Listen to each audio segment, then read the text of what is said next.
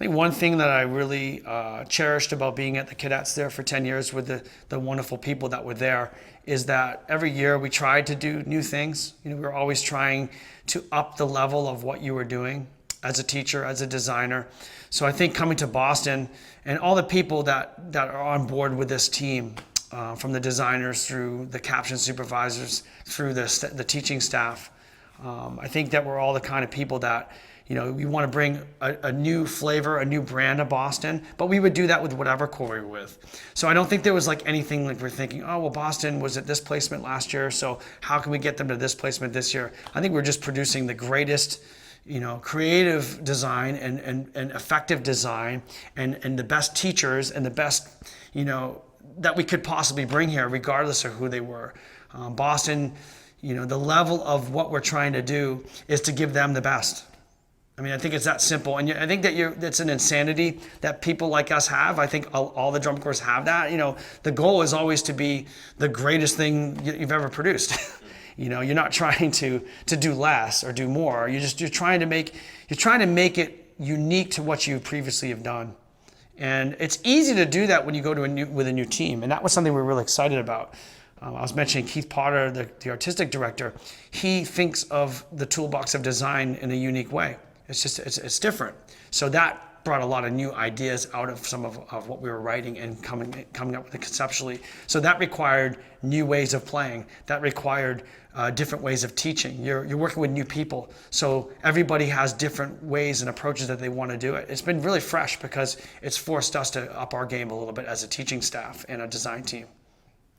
So when you started with the Corps, well, you marched 4 years here, so you obviously it holds a soft spot in your heart probably. Have you always kept an eye on the Boston Crusaders, and in that case, what has kind of been like a hole that you wanted to fill? Like, where have you seen yourself fitting, maybe in something that they've lacked in the last few years or so? Well, Boston Crusaders, as I spoke about earlier, without the ability in those days, this is the late 80s, 1988, I was a junior in high school, without the ability to come here and have a corps that was local, that you can take a bus to and get musically educated and be a part of a drum corps. Without that, I would be out of music. There's no way. Because that sparked this thing in me. Like I think today's kids, marching arts is a gateway into music for kids.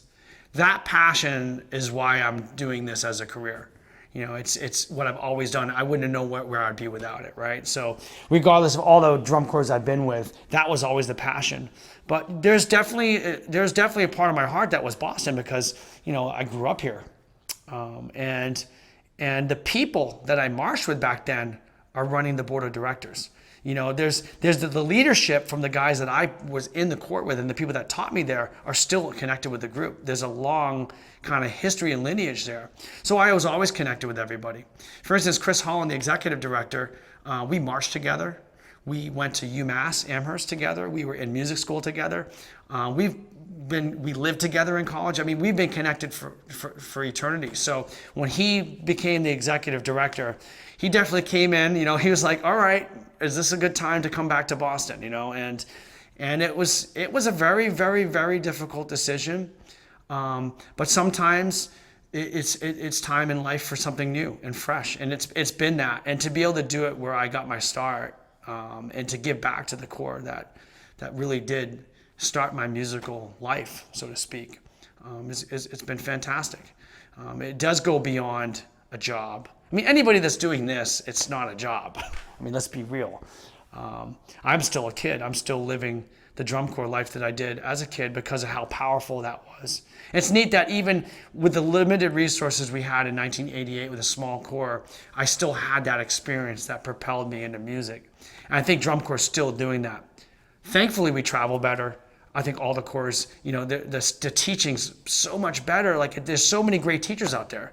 I think the experience in drum corps just keeps getting better. And that's been the motivation, is let's bring the best of that experience to Boston. But yeah, it's pretty personal to come back.